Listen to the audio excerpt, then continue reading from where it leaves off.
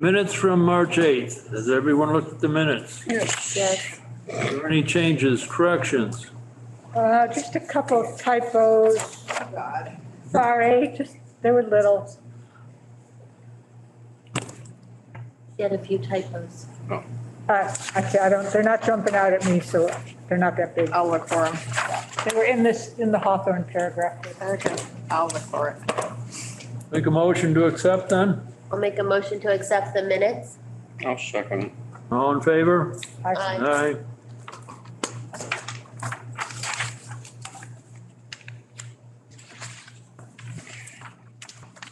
Informal.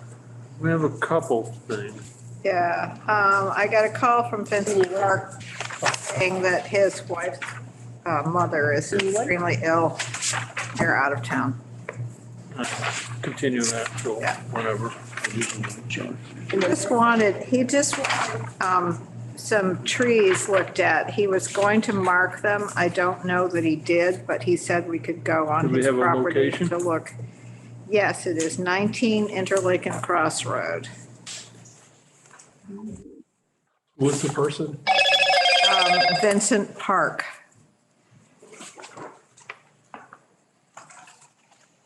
And the address is again, what? 19 Interlaken Road.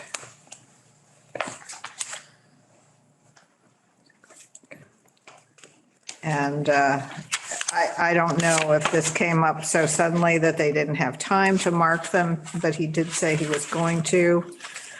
He was hoping to be here tonight, but he can't. So, Is he the owner of the land? yes. And then just some dead trees. He wanted, yeah. All right. Anybody? Brent White with 38 Interlaken Road. Good evening, Commissioners. Brent White from White Engineering for your record. The matter that I've asked to discuss informally with you all is for 38 Lake Drive on the west side of Stockbridge Bowl. This is a site that I'm frankly hoping to be able to set up a site visit to review with the commission more closely. I just sent you our plan for this last weekend, so I understand if you haven't had a chance to review that, but I'm certainly happy to share my screen now, or if the commission would prefer to schedule a site visit. I've got some flexibility next week and we'll be happy to set a time. I know you have a number of matters on your agenda tonight here, but our goal was to ultimately mark out the proposal that we have before you to get some feedback prior to the filing of a formal notice of intent. Lake Drive, Brent? Lake Drive. Oh, okay. I Does got that wrong. Does your map show where that is? Yes, it does. All right, throw it up on the screen so when we do our site visit. Sure, again. So thank you all. Just to orient you to our site here at the top of the sheet is Lake Drive. What you see highlighted in orange is our existing house in solid line that's on a frost wall. And then what is dashed is a porch that is on piers. And our proposal seeks to slightly enlarge the house by just over 200 square feet and reposition the house set further back, highlighted in what you see here in purple. Now we have a number of resource areas that we're dealing with, primarily Stockbridge Bowl, which is at the bottom of our sheet. And we show the high water line highlighted in blue. We do show a limit of bordering vegetated wetland. That is this green line right here. And again, it's somewhat of an irregular shape following the lake, as well as a BVW that is associated with an intermittent stream that runs between our side property boundary and that of 36 Lake Drive. So with respect to the proposal itself, we're actually going to be able to set the house. Although the water line itself is not a perfectly straight line along our property, you can tell we're certainly making the effort to set the house further back, as much of the mass of the house as far back from the lake as we can, while still providing enough room for an on-site septic system. That will be required to be constructed with a number of innovative and alternative technology systems, a jet bat pretreatment unit, and a perk-right drip disposal leach field, and will built with likely an engineered block retaining wall to contain that within the limits of our property. One of the constraints that we're working against is on the north side of our property where my cursor is our existing water supply well that we're looking to preserve. So the The reconstruction of the house gets us further away from the well itself and allows us to, with a number of variances that will need to be granted by the health department, but we know it's our experience that they prefer to see a functioning septic system as compared to a tight tank that exists currently. My intention is to coordinate staking of the corners of the proposed building ahead of a site visit here, and I'm certainly happy to answer any questions that you might have right now, but realize that a site visit might very well be more productive in discussing the proposal. But is this a total demolition or partial or? That is correct. Now, this will be a full demolition and reconstruction, and we will ultimately be submitting to you a notice of intent under the town and State Wetlands Protection Act, stormwater regulations, as well as the concurrent lake and pond overlay districts and select board special permit. But it's just over a 10,700 square foot lot. So with all of our parameters with respect to zoning, wetlands protection, and Title V, we wanted to get the proposed footprint to a point where we felt comfortable that this was going to be satisfactory for the applicant, and to obtain any feedback that you might have on the proposal prior to filing that notice of intent. And what's the distance to the bowl? It's just under 35 feet with both the existing and the proposed here. Again, it's kind of it's at a point here where the closest point is to the water, but we're 34.82 with our existing, and then following that arc, we're 34.86. So just slightly further back, but I think what's more important here is if you see the mass of the house, the purple here, much more of the house is set further back from the lake than the existing house is itself. When was the existing house built? I do not know, but I will certainly have that for you when we have our site visit. So it's 200 square feet more of buffer within about 40 feet? That is correct. That's outrageous. Square footage is how much more 200. of the house? The exact square footage is 237 more square feet proposed compared to the existing. And what's the total square footage of the house and the building lot? The lot is 10,703 square feet. I don't have the habitable square footage calculations for you, but we have our footprint is 1,177 square feet existing, and our proposed is 1,414 square feet. So pretty de minimis in terms of our increase, but it is an increase. And what's there now? 1,177. I'm sorry, what's on the ground now? What's growing? It's essentially maintained lawn. We do have some mature trees that are shown on our site plan here that the way we've proposed this will allow us to preserve those. And it's essentially a maintained lawn currently between the house and the lake. Thank you. Ultimately, our proposal will have certainly greater detail with respect to stormwater management and buffer planting. However, with respect to the house placement, the septic system, we again just wanted to have some feedback from the commission before finalizing those details, and the reason you don't see those this evening. Septic system is not included in the square footage that's allowed on a lot. Is that correct? That is correct, yes.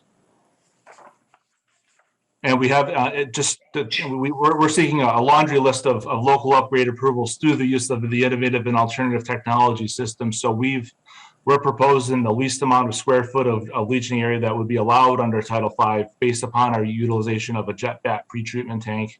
And the drip right dispersal system allows us to minimize the height of the wall that we need to, with a reduction to the separation of water table, still comply with the remedial use approval of the drip tube with respect to the Department of Environmental Protection. Has Tri-Town signed off on it? They signed off on the soil evaluation that we completed last fall. Frankly, it was our intention that upon receipt of feedback from the commission here to formalize that septic system design plan and submit that to them for formal approval, and to have that received prior to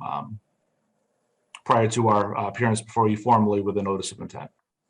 And you'll provide us with that We will. permit? Correct. So you'd like us to have a site visit before anything's finalized and we get anything true on paper. We just feel, just based on the property itself here, that the plan is one thing, but to walk the ground, we just feel it would be to our benefit, frankly, to have any feedback or concerns that you have about this prior to filing, so that we may incorporate that into our final design. And I know, admittedly, I come before you asking for a site visit, and I know this week is pretty full on my schedule. Next week, however, I do have more flexibility. So if the commission could let me know when you might be available here, we're certainly happy to have that marked out ahead of time, and we'll have certainly copies of this plan for commissioners at that site visit as well. Someone have any preferences? Thursday afternoon, The 31st? 31st?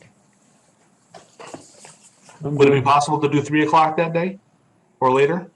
Can do 3. Which day? 31st, right here, it's a Thursday. 3 o'clock, Brent? That's great. 3 o'clock, people? All Yep. right. good. Yeah. Thursday, 31st, 38 Lake Drive, 3 PM.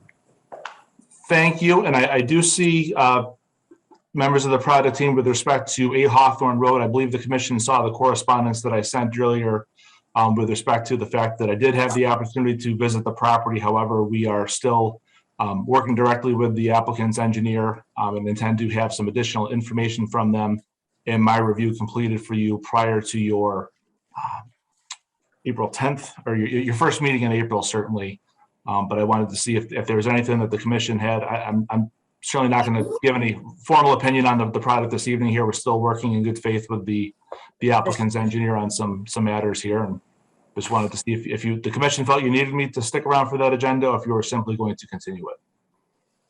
And if the commission wants, I'm sorry, Elizabeth Goodman for the applicant. We are attending also just to continue until Brent is ready. Well, and So- I do have more questions, so it's not a closed hearing on this end. I do have more questions, so I don't know if you want to stay for that or not on the agenda, but there's other things I want to address. There were some other things that were brought up regarding this project too. All right, so everybody hang around here for a few minutes. Sure. All right. Will do. Thank you. Yeah. Thank you. Bernard Hahn continued, Well, and Camp continued. Wellenkamp continued. Is there an extra? Oh, yeah, nice. Is it on the back? Good for him. Notice of intent. 3 Ice Glen Road. I went and reviewed that with All right, yeah. Jackson and Mrs. Wild. And I also looked at the enforcement order, which, well, it's sort of the expected result of a mitigation and replication that's 20 years old or however old it is, which is kind of pathetic. I think they did the best they could. I don't know. Sally, there was no replication. That was the test to see what would happen. They figured the seed bed would be big enough, Yeah. but we never got a report on that, which was part of the deal. Yeah, well, I mean, they've done plantings and they've got some plans for the future. And Mrs. Wild seems very committed to preserving the property as it should be. For whatever that's worth. Could we get an update on that when she considers her additional plantings and?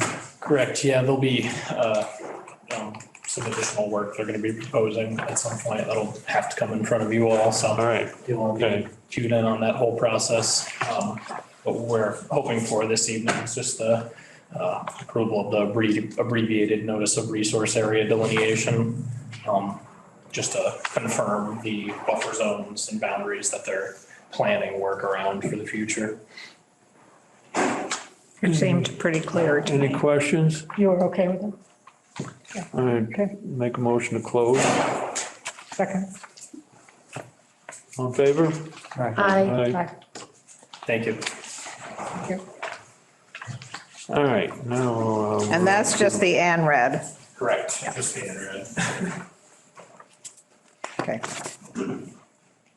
Pincus, 8 Hawthorne Road. All right, now your questions. Questions? So, Need the paper? yeah. I know I had asked this. Pointed out to me, I can't see resource delineation or erosion control.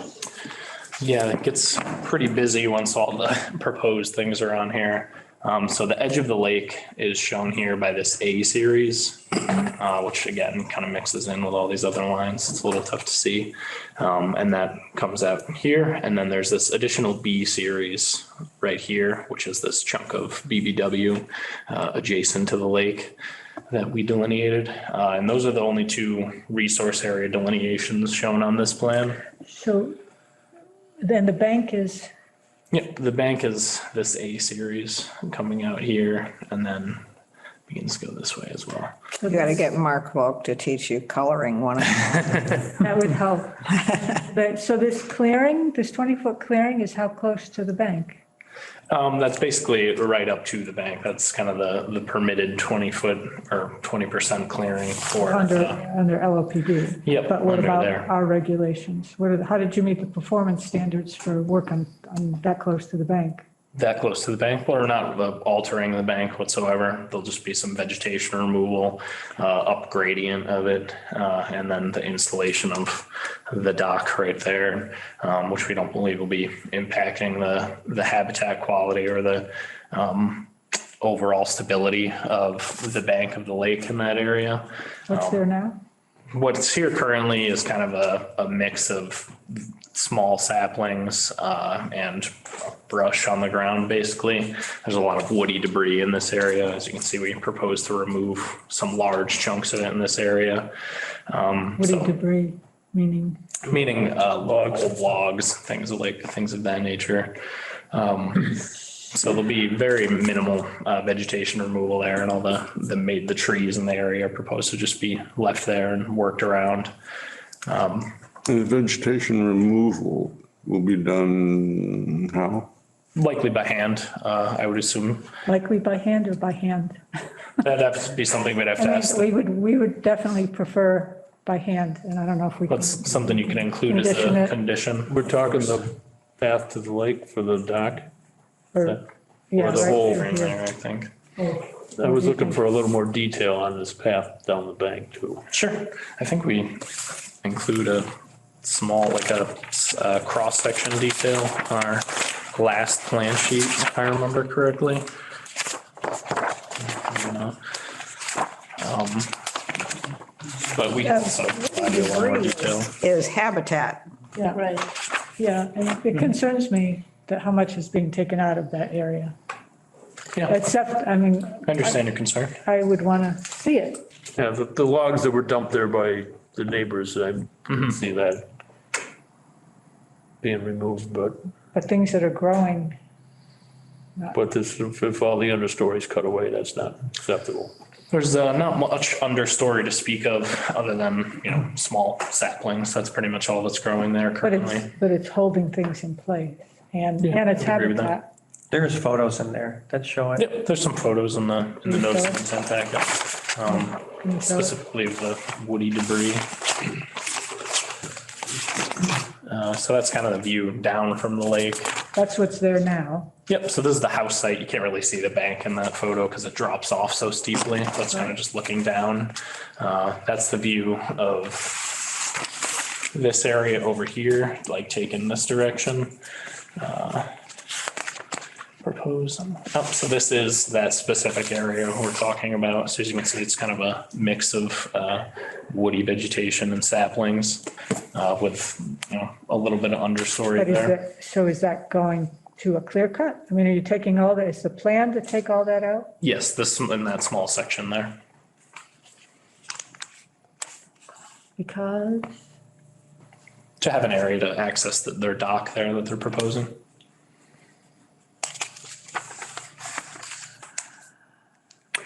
I think one of the issues here, even though it might not be our direct purview is that Stockbridge Bowl has a particular character, as does the town of Stockbridge. And putting a Starship Enterprise down there in that little corner doesn't quite fit the character of either the lake or the town of Stockbridge. So, I don't know what the statement is trying to be made by the applicant, but, we're not going to fight this beyond what we can do. But the thing is that, we're going to call into account just about everything that goes on here. Yeah. I mean, definitely there's going to be a, sequence of work that we want to know, and it's going to be pretty specific as That would be to. great. Yeah. So along those lines, since we have time and we don't have the report from Brent for a couple of weeks, I would really like to see again exactly what's coming down, like even the small stuff, because my concern is things like everything's going to be taken down and it'll be too late. So I for one would like to see the property again with things very clearly marked, even the small stuff, what's coming down, and what stumps are going to be taken out and what stumps are remaining. Because I think your comment last time was some would remain, but that's not quantifiable. So I would like to see that really clearly. Understood. I think we'd have to likely get the contractor involved at that point to figure out what's going to be ground down to the ground and what's going to be removed. I can certainly try to mark all of these trees we have shown on here. But when it comes to, just ground cover vegetation, I can't really. Well, but mark if you could everything. walk it with us and show. Yeah, exactly absolutely. what We'd be areas happy that to are meet coming with you down. on site and review the whole thing with you again. Yeah, we'd be happy to do So there has been That's okay. there has been a contractor chosen to put this all together. I'm not sure of that yet. That's something I have to confer with our client about. And erosion controls? Yep, erosion controls are all shown on here in these dashed lines. We have a combination of silt fence, hay bales, and straw wattles that you typically see Straw on a bales? project. Yes, straw bales. So how about down here when you're doing the, Yep, there's an erosion control line of, I believe, straw wattles in that location. Yep, straw wattles that are proposed along here, and then I'll run the entire length of this proposed path for its construction. And A lot of, just so you know, there's a lot of oversight on this property. We have a number of people who are on this call who are interested, understandably, and I've heard from other people as well. I had one request from a person who would like to see a drone report on whether that eagle nest is anywhere near this property and what this might do to them nesting, because they're nesting now or soon. And the other comment that I received was, is there going to be blasting? And if so, do we have any sense of how that's going to impact the neighbors? That if there are eagles, certainly they're not going to be happy. Is it in any way going to rechannel any? I don't know that there are any underground feeders going into the lake there, but how that would impact the site? so how, If I could comment, I'm sorry, this is Attorney Goodman, if I might comment on the blasting. I don't know if any of you were available when the planning board made its determination, but they. I went to the meeting. Yes, they had a long discussion about blasting, and my understanding is that there are specific state requirements. If there is blasting, we are not defining at this point whether we are required to blast. There could be hydraulic hammering and not blasting. And I don't think that the commission need address the blasting concerns because they are addressed by statute in terms of protecting noise, et cetera. You have to do, if you do use blasting, you have to comply with the licensing requirements for blasting. How does it address wildlife? I'm not familiar with blasting. Well, are you worried that a day of work will affect wildlife I don't on the know. lake?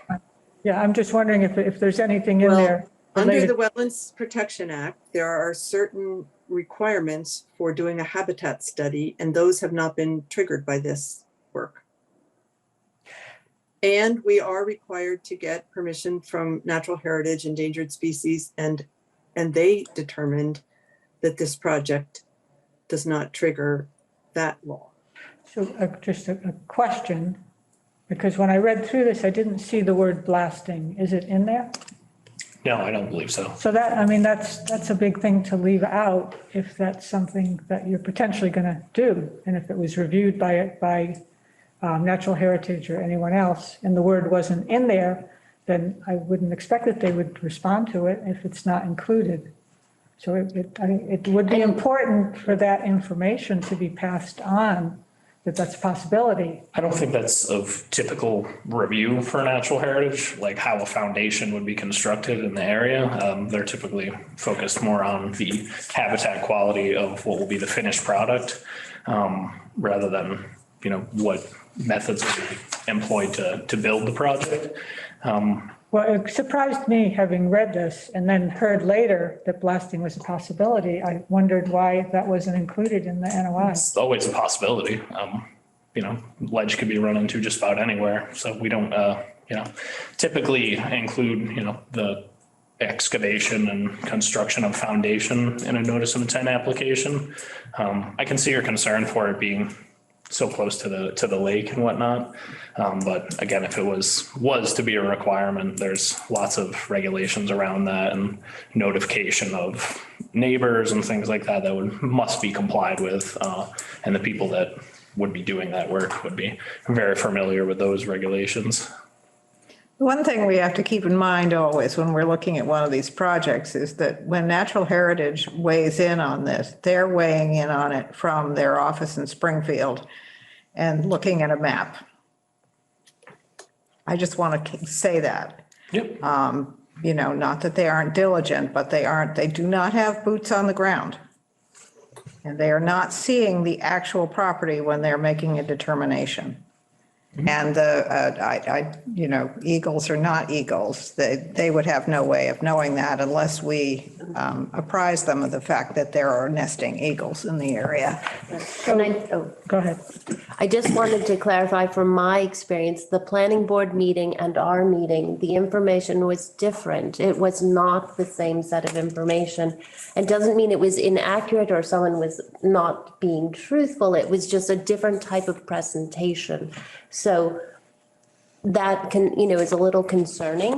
What specifically was different? The idea of blasting, that it was sort of swayed toward that we had passed and we didn't pass this project. That our only concern were a few trees going down. There's more than a few. So I guess it's just to be really clear and have clarity. And I don't want, I don't understand that. yeah. Blasting might help with the milfoil. Oh, yeah. Blasting or no blasting, it would be a very small portion of this project, and I don't think. Unless you're living next door, in which case I don't know how you'd feel about that. I think the most damage that gets done by blasting, from what I understand, are wells. Or just Correct. over the edge. I've seen it happen on Route 7 and Rattlesnake Mountain Road, 2 wells. Someone else out here? Marie, Marie? Talking about the planning board, we spent a lot of time talking about blasting. The reason blasting came up was because when we did the site visit, we saw it was all ledge and we asked Mark, are you going to blast? I don't think it was given to us right away in the paperwork before. On the site visit, we had the site visit before he came to our meeting. And so we needed to address that because we asked him about it. And he had said, yes, and the neighbors were on our meeting and they were concerned about their foundations and, who takes care of it. Mark told us that the state has regulations about blasting, and he's probably right. We passed this not because we thought this was great, but because we felt they kind of fulfilled all of the requirements in our district. However, we sent to the select board, who also has to give them a permit, we sent a message that the neighbors are concerned about the blasting and some other stuff. So this was not just a blanket okay from the planning board. This was addressed a lot. And, Jamie will say that. Thank you. It's true. That's helpful. So I just don't, these are DEP comments? Sure. I just don't understand this one, number 9, in terms of natural heritage.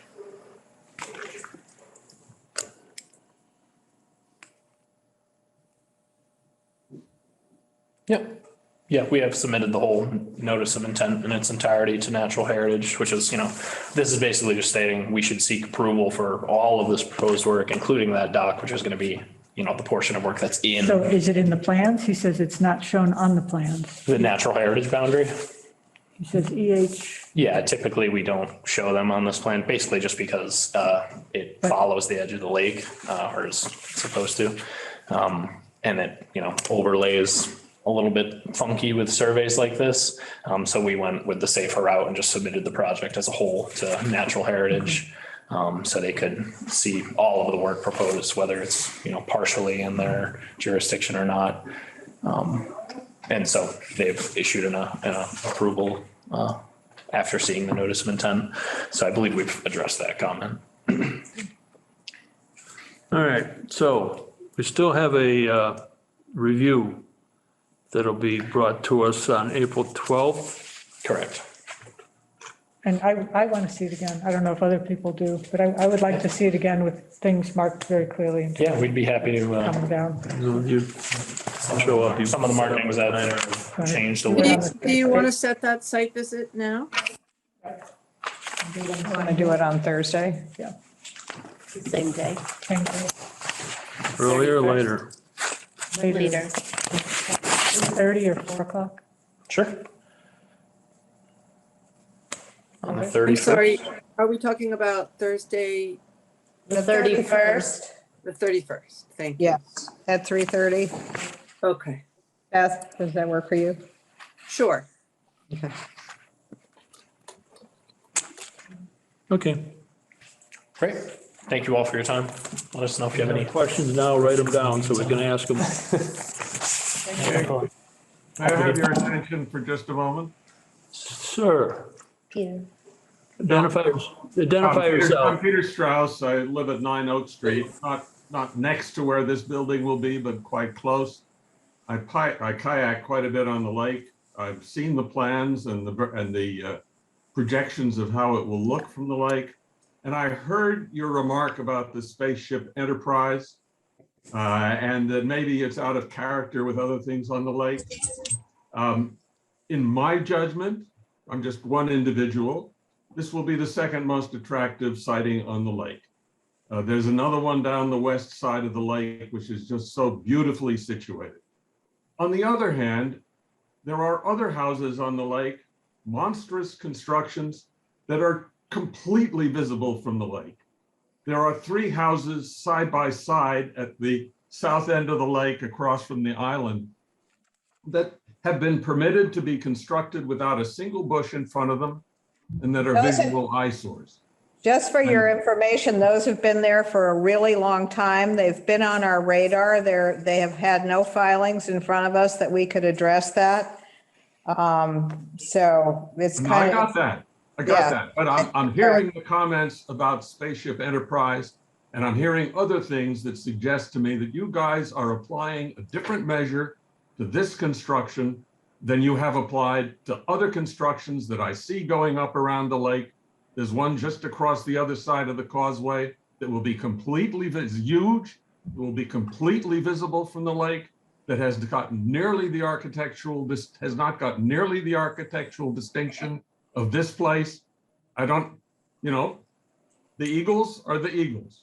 The blasting is the blasting. I don't mean to be speaking to that. Can I ask you if you've sat in on our hearings on these other projects? I've newly become a resident of Stockbridge, and I've not. But Okay, so let me just tell you that we are not doing anything differently than we are doing with this project. We are always concerned about the view shed from the lake. In many of the cases that I'm sure you're referring to, we have required various plantings to be put in place where old trees are being taken down, the same as with this project, where we've required replanting. We require generally 2-to-1 replanting, which is not going to be possible on this particular project. But a lot of what you see now is what we hope you won't see in 20 years, because there are new plantings that were required in every single one of those new constructions. As you did when we reconstructed this place in 2002. And I understand that entirely. What I don't understand is, the Spaceship Enterprise and the kind of special attention that you seem to be giving to it, because somehow this is just, you think, too rich a proposition. No, next one over.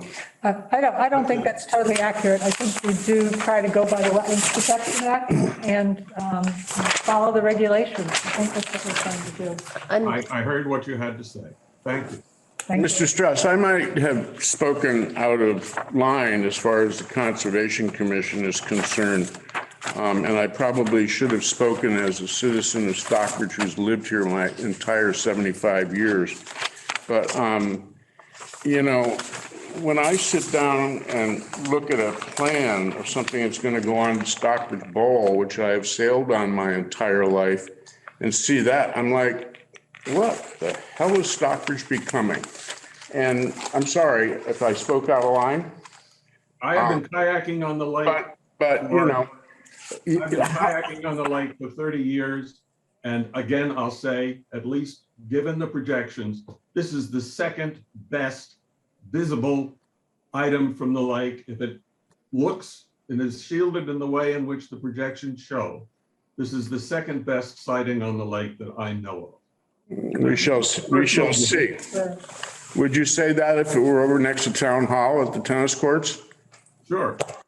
Well, I don't deal with Town Hall at the tennis courts. I deal with what I can see kayaking on the lake, around the lake, and how different this projection looks from the other things that I currently see. And it's going to look like that from day one, because the trees in front of the construction are being left, as I understand.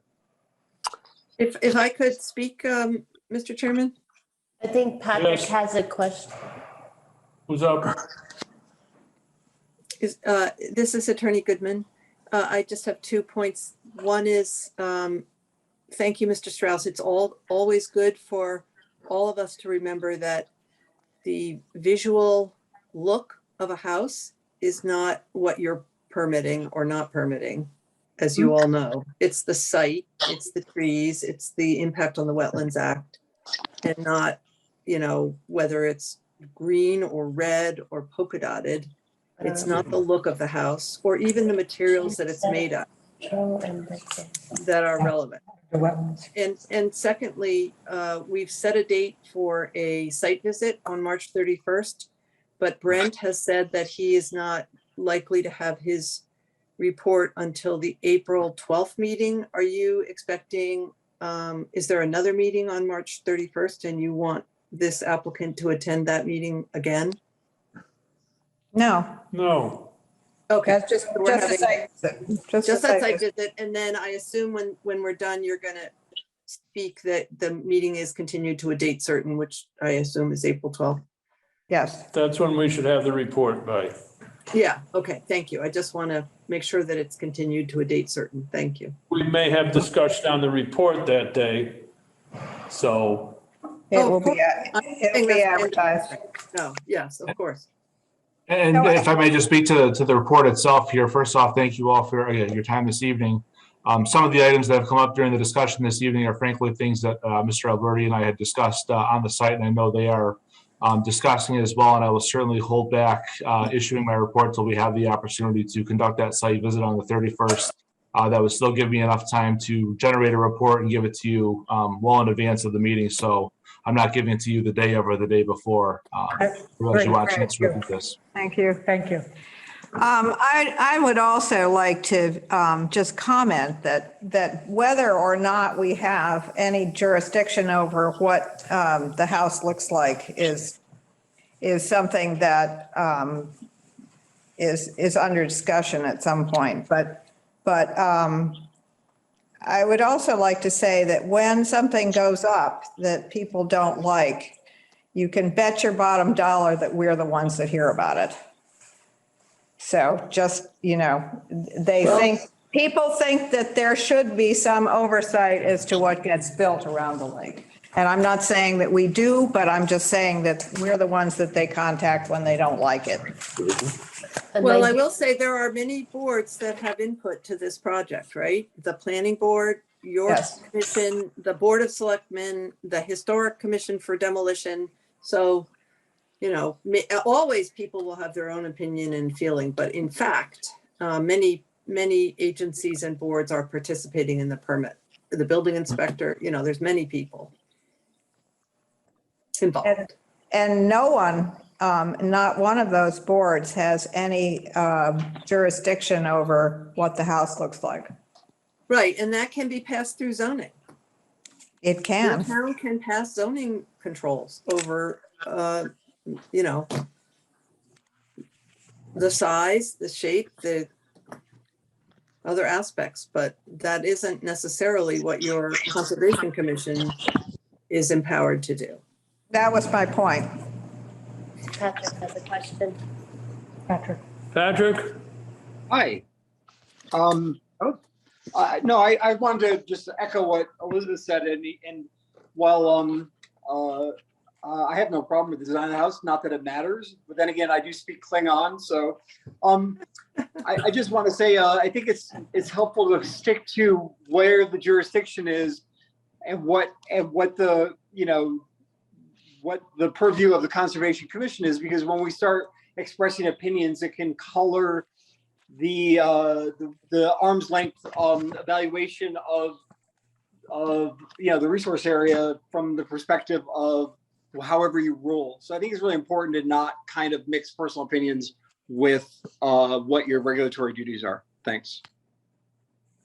I think the concern, if I could speak, was the glass, the amount of glass wrapping around the home, and that there is birds and wildlife, and even though that could be character, it's also a concern for the birds. We've had people come to us for, and Beth is correct, that these are things that can be addressed by zoning. They are, and as I said earlier, we do not have purview over these things at the moment. But there are questions that we need to think about going forward, and one of those is bird strikes. And there are lighting issues that many towns address. And these are all things that we think about when we're looking at a project like this, or any other project for that matter. What are we permitting that down the line we may live to regret? We try to come up with as many of these questions as we can, but someone will ask us something that we hadn't thought of yet. And then they're going to say, well, why didn't you address that? Or why didn't you address this? So we keep asking questions. You keep giving us the best answers you can. And then when somebody comes to us, which they will, we can say, we asked the questions, we tried to address it. This is what was discussed. So we're trying to keep our back to the wall so nobody comes up on us and answers many questions from the general public. Because when this house goes up, and I personally think it may be attractive, I'd have to wait and see. But when the trees start coming down and the house starts going up, we're gonna get questions. So we get questions right across the causeway from the other house that's being built. I've fielded a number of questions from that.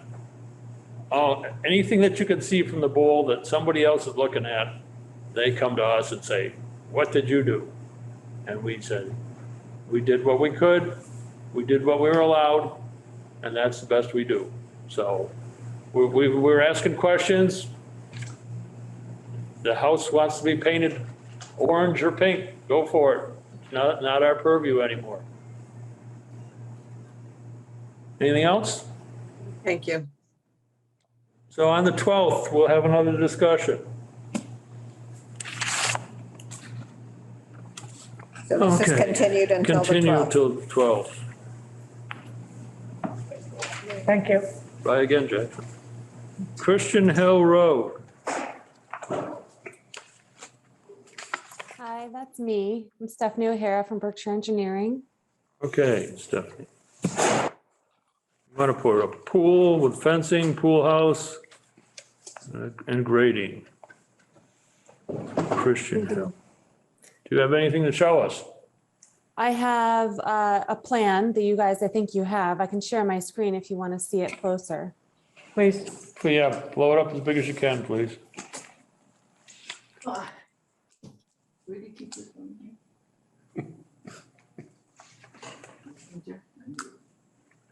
Okay. I apologize for the little yellow bubbles. I can't stop them. Okay, so The thing in the middle.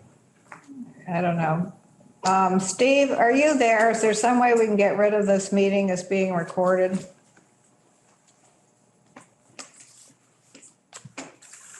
Evidently, he's not. Yes, I am here, but from gavel to gavel, I can't do anything with that. is it Okay, in the thank way? you. Yeah, it is, but thank you. Well, I don't ever recall seeing that in the middle of the screen before. Going to be moved? What did you see? We're seeing a black box in the middle of the screen that says this meeting is being recorded. I don't know if you can see that. It's right in the middle of the plans that were being shown. Can you move it to a side? That should, I think that's maybe on your device there, because I'm not seeing that on my screen. Okay. I don't think anybody else on Zoom is seeing that. Okay, there we go. There it goes. Thank you. Okay. Okay. So this project's on Christian Hill Road. It's an existing house. It has wetlands on the westerly side over here. They've been delineated along the side. The majority of it is quite steep outside of the wetlands and has very dense trees. Even up here where there's a bunch of blank spaces is very dense and very steep. The section that they are looking at for this in-ground pool is currently garden, used as a garden space. It is, see if I can zoom in for you. Maybe too close. Oh, too close. Sorry, everybody. Back up real close. Too close. You can see we have the 50-foot buffer line here to the wetlands and the 50-foot buffer line here, or sorry, the 100-foot buffer line here. So it is outside the 50-foot, but within the 100-foot buffer. But it is currently being used as garden, and around the garden areas is being mowed as lawn. So they're proposing an in-ground pool with a small pool house against the road, and then surrounded by a fence as is mandatory. It's a big lot. Where's the house? Drawn on a plan? How many acres? That far away? How far is this from the house? Is it drawn on a plan? The house is I don't know if you can see, here's the patio of the house. It's on the far right. Here, yep, to the far right, this shaded area is the existing house. What's the acreage of the lot? Looks like it's huge. It is huge, 8.3 acres. Here? So is there a reason it can't be outside the 100-foot buffer and closer to the house? Well, part of it is that this is very, very dense, like old growth trees, and it's quite steep right there. Whereas the place that they're suggesting, they don't have, there's no trees they have to cut down. It's already disturbed. There's nothing, it's just a garden plot at this time. So by putting that there, they won't be taking out any, natural vegetation or old growth trees or anything like that. So that's the reasoning behind that location. Is there going to be a path or a roadway between the pool house and the main house? So there kind of already is. Up here against the road is mowed grassy areas. You see where my cursor is? And so there's kind of like little paths. There's a path up this way, and then there's a trail that already exists up here a bit on the north side. So it skirts the heavy woodland area? The path? Yes. Yes. All right. They still have to get heavy machinery up there to do the work. Right here is the roadway. Okay.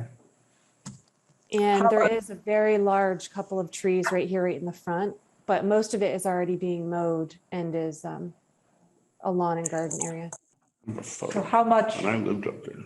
of the buffer will be lost? What's the size? So I was just looking at this plan and I don't think that this is accurate. We have here 3,000 square feet. My memory, which I haven't measured this in weeks, is I believe this was 50 by 30, the digging. So I don't think that it's 3,000 square feet, but it's maximum 3,000 square feet. You know what? I'm remembering now, that's because we included the grading. You see up here, it needs to be graded down to the fence on the northeast side of the pool house. Here where my cursor is needs to be graded. Can we see it? Oh, yeah. So if you're that close to the buffer zone and you're going within the 100-foot buffer zone, what sort of mitigation are you planning? So that's what we were going to ask you is that, the only grading we're doing is outside the 100-foot buffer zone. And the plants and things that are there now are garden plants and grassy areas. So if you would like to see more native non-invasive species replanted, we had identified a section right down here that's within the 100-foot buffer. It's currently a garden area, but it is bordering some pretty dense trees already, that if you wanted some plantings, that would be a good spot for it, because then it would just extend that natural area a little bit further. I think it's a good plan to put it in an area that's already disturbed. But nevertheless, it still is within the buffer zone. And I think that there needs to be some sort of mitigation as to, because, we are not required to permit this. Even if we think that it's a reasonable plan. And we would probably like to see something that would offset the work that's being done in the buffer zone. So are you thinking one-to-one replacement, or are you just thinking it'd be really nice to see that, there's a small section there that makes sense to be planted? Well, that's up to you to tell us. Yeah, and I'm not even clear on what one-to-one is if it's grassy. So we need to see it Yeah, too. we do need to see it. Okay. And I was actually under the impression that we were at this meeting today to set a site visit for this project. Yes. So I can have, when we are at the site visit, we can have a better representation of the replacement on our plan, so we could talk about it in the field. Yeah, Yes. can we do 4 o'clock? Sun's still up. Yeah, still bright out. We think we can get Can there. you do 4 o'clock on Thursday, the 31st? Or 4:15, probably closer? Probably 4:15, yeah. So I believe that Mike Kulig is gonna want to be out at this site visit, and he Okay. is on vacation that week, but he will be back April 5th. Is that too late? No, that's, We can do any time in April. Whichever day works for you guys, I can just let him know.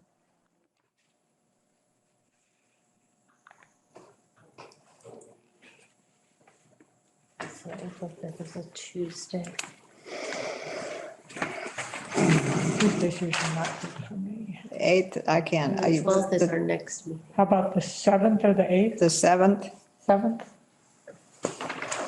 Thursday, the 7th, Stephanie? That sounds fine. What time? 3, Does that work? 3:30. 3:30? 3:30? Mm-hmm. I will be sure to have a planting plan for you for then, before then. Tell Mike that he shouldn't bring his usual lousy weather. I'll see what he can do. Okay, Okay. continue to then. Thank you. Have a good Thank you, evening. guys. You too. Next up is 78 Interlaken Road. Anyone? Good evening, everybody. Yeah, Tom is here. I'm over here in the dark. All right, we kind of see you. You mushroom, Tom? Yes, that's right. You know, mushrooms are the hot new thing. And John and Sherry are on as well too, the owners. And Okay. Welcome. I have them. Thank you very much. if you all recall, I was there a month ago and we decided that I would resubmit an RDA from scratch. I repurposed Mike Parsons' drawing with a couple of additions and attached that to the new RDA with one tiny little mark indicating a 4-inch buckthorn that I have identified. Sally, you had asked that I flag everything 4 inches or larger that would be removed, and went out to the site and determined that there was literally one plant over 4 inches, and that's a buckthorn near the shed. Everything else is a pretty small honeysuckle, but a lot of it. I know that we didn't do a site visit for this, but you all had been out there before. I do have one of my famous movies, but I don't think we need to spend that time unless you want to see some video from back in October.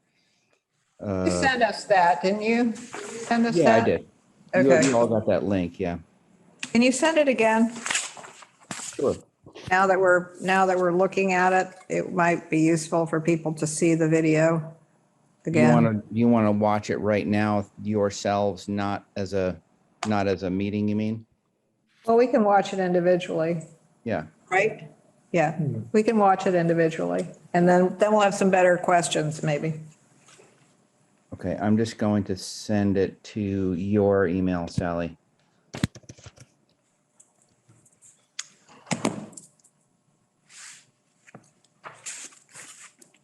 Okay. And may I continue? Yes, please.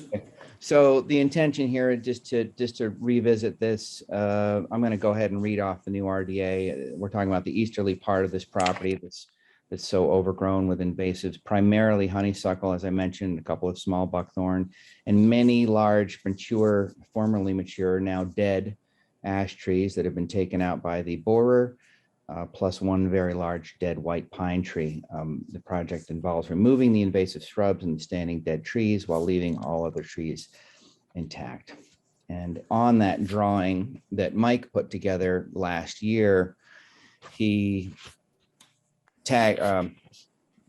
identified those big ash trees and the limits of clearing, and showed also where we will be putting in a straw wattle 35 feet from the shoreline, with the exception of the southeast corner where there's quite a bit of invasive stuff right up against the southeastern boundary of the property. And we will just do that by hand.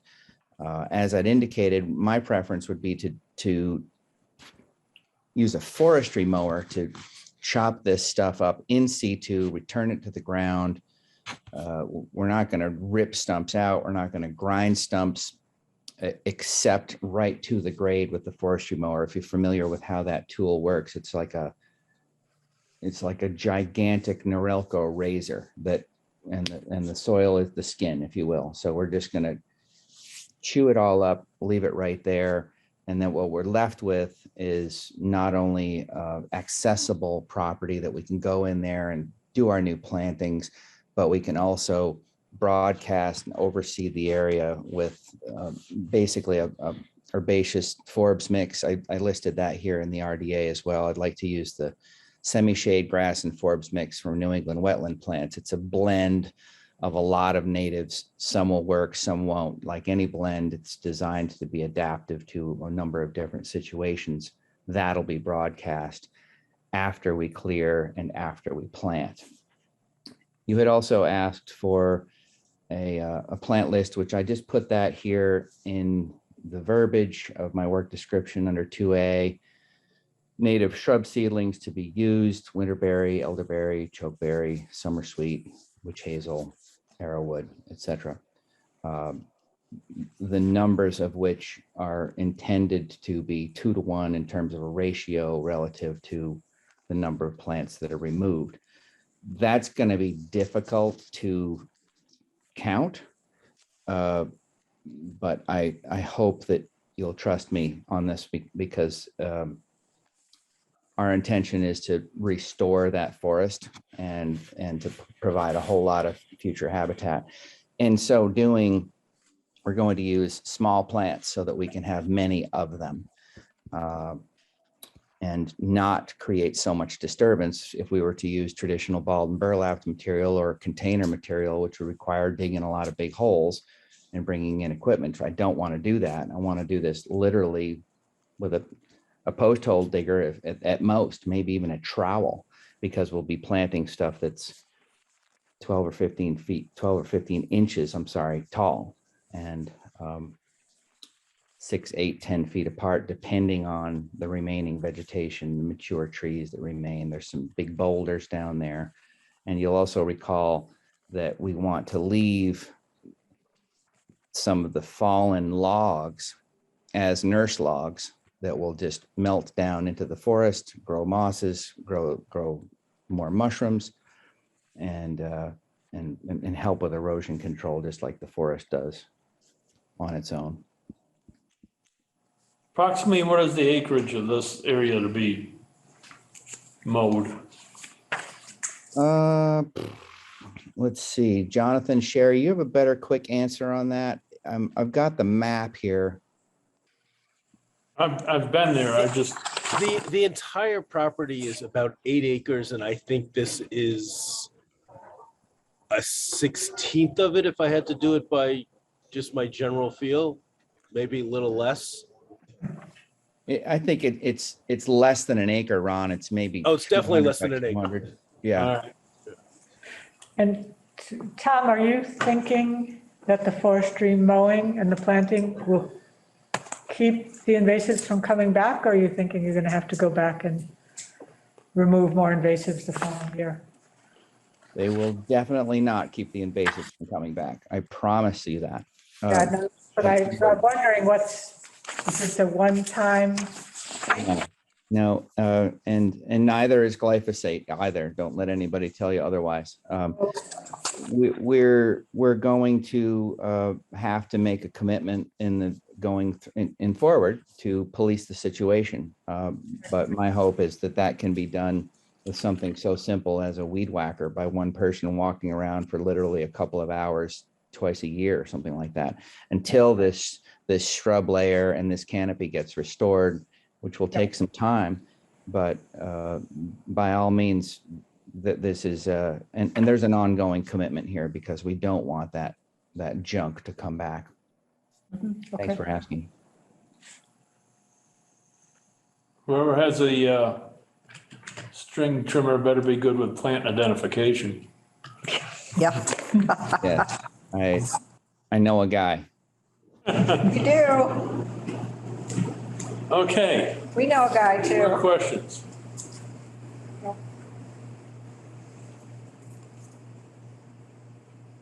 I don't think Do we we need want to to go see it I again? don't know. I'm okay with it. Well, you got my video. It just to clarify, that was taken on October 27th.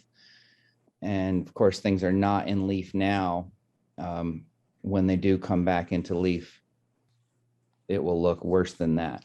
If everything goes well, I don't want to give them that chance, depending on what you all think about it. So timeline of this would be great to do it while the ground's frozen. But if you can't do it while it's frozen, you gotta wait till it dries out a bit then. Yeah, I do not want to go in there. The forestry mower is mounted on a skid steer, which is great in terms of ground pressure, but is not so great in terms of turning. So it can tear things up. Very shallow, but it's still annoying. So exactly to your point, Ron, we want it to be either frozen, and I don't think we're going to see that again for the rest of this season. I think we just have to say it's spring.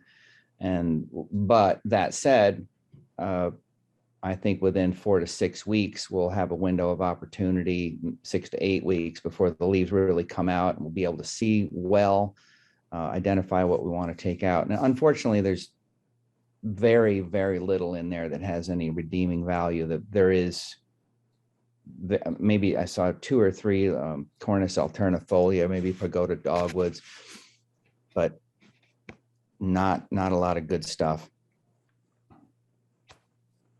And by the way, the brush of the ash trees, of which there's not very much, these trees are, most of them are pretty far gone, but there will be some smaller branches. Depending on the timing, if we can do this before the end of April, I would bring that up out of beyond the 200-foot barrier and burn it if I can find a nice open space up there. Or we bring a chipper with the track machine and just blow the chips back onto the site. So either way, we're not bringing in a lot of heavy equipment and dragging things across the ground and dragging them out of that area. We would use a track machine. Maybe at worst, we would use a mini excavator to manage the brush of the larger trees, not the invasive species. Again, those will just all be ground up, but the larger trees are going to fall down and make a big mess. And a lot of branches are going to go all over the place. And our challenge is how to do that in such a way as to not damage things that we want to have remain, of course. But again, As I recall the site, there were flat areas up above. And isn't there sort of a derelict driveway that goes down? yes. Yeah. Yep. Yeah, access is really pretty good, and it's there's a portion of it that's actually paved where it's very steep. Yeah. And I think we can get right down close to that work area without having much impact at all. Just on my thoughts, wouldn't it be easier just to chip it up on site and move the chipper, and rather than have just scatter it? I mean, just broadcast it back onto the ground. Yeah. Yeah. Rather than try to drag it up and burn it in a pile. Yeah, I would really like to do that as well. And also, like I say, it's spring, and even though we would technically be in season, I would much rather burn with snow cover. You only have to the 15th, don't you? 30th. 30th? 30, Depending on the weather. depending on the weather. Yeah. Yeah, wind like we've had, there's going to be no burning. Really dry. Yeah, right. It's determined on a day-to-day basis by the local department. Fire chief. Any more questions, comments?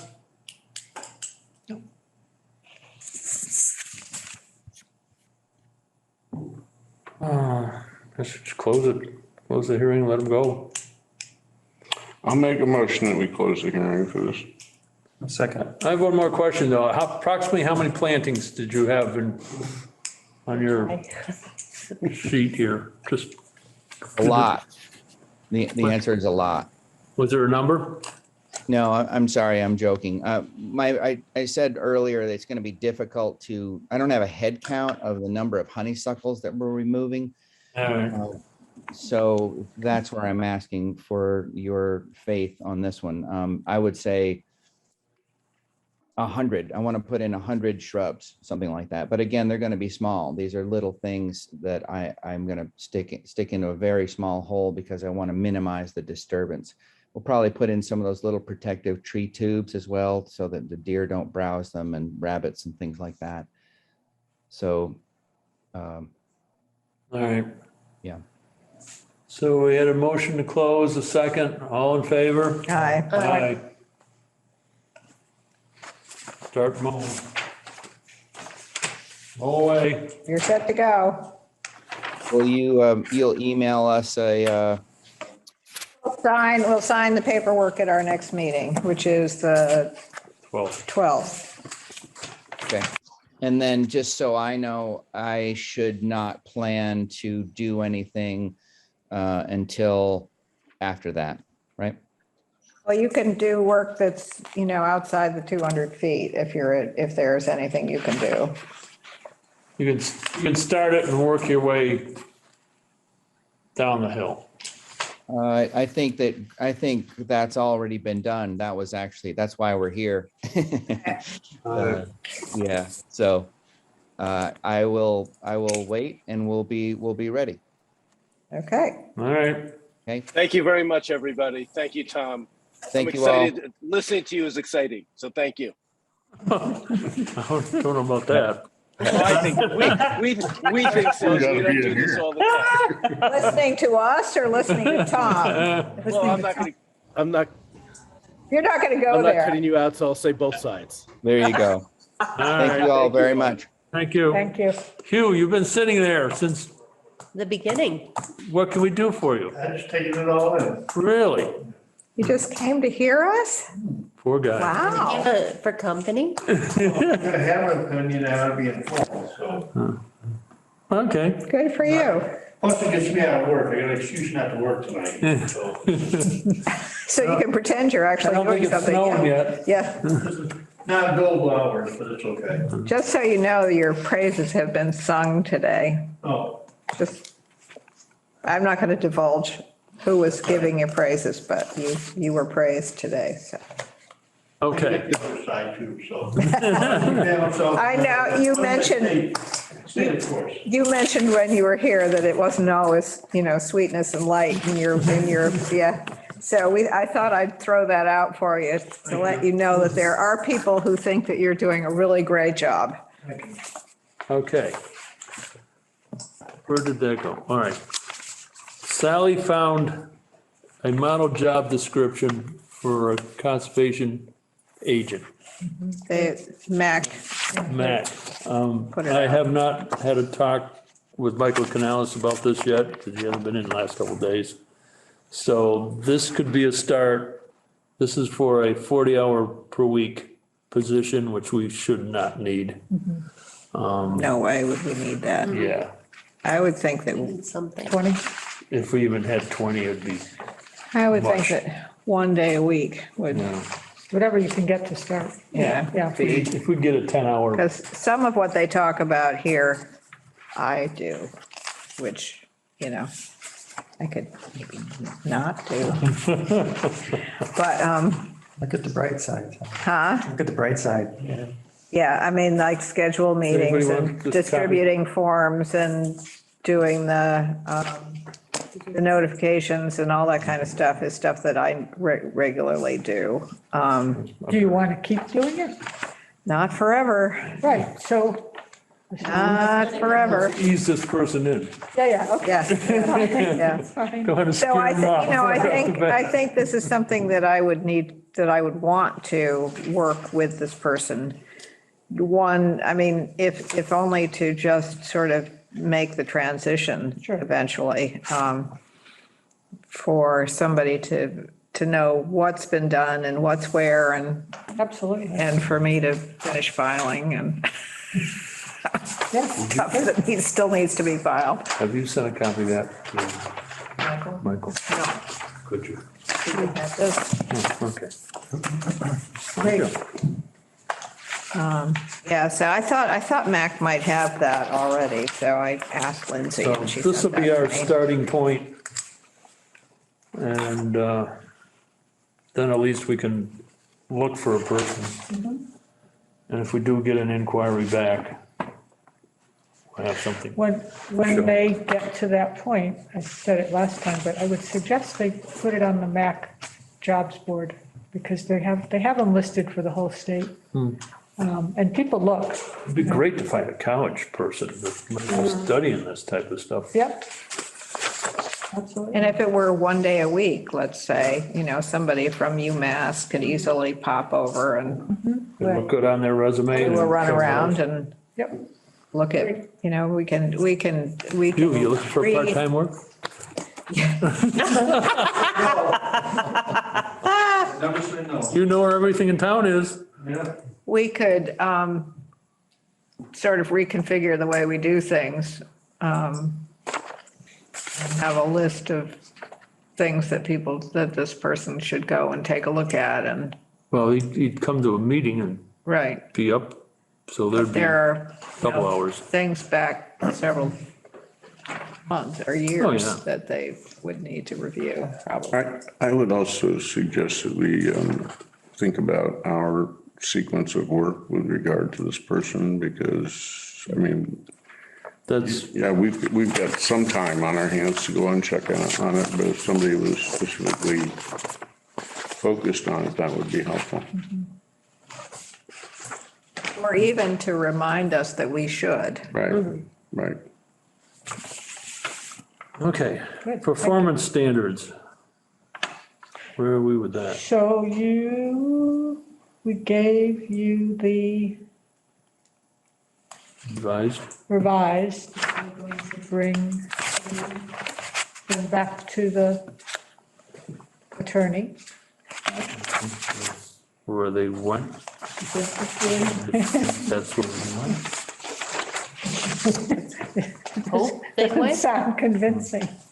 You're talking to somebody who is less computer literate than my husband, which I wasn't sure was possible. But I gave you a hard copy. So the hard copy went.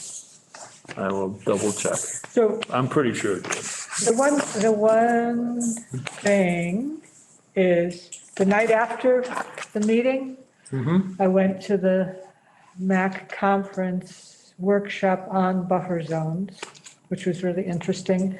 And what they really, really, really stressed was to, in your buffer zone bylaw, to talk about the science of why it's important to protect the buffer zone. And in our first draft, I had included that from the MAC draft bylaw, and the lawyer took it out. I'd really like to put it back in, because they stressed again and again and again, if you're going to protect the buffer zone, you have to explain why it's important. And this preamble, it's only 2 paragraphs, does explain why it's important, so I would like to put it back in.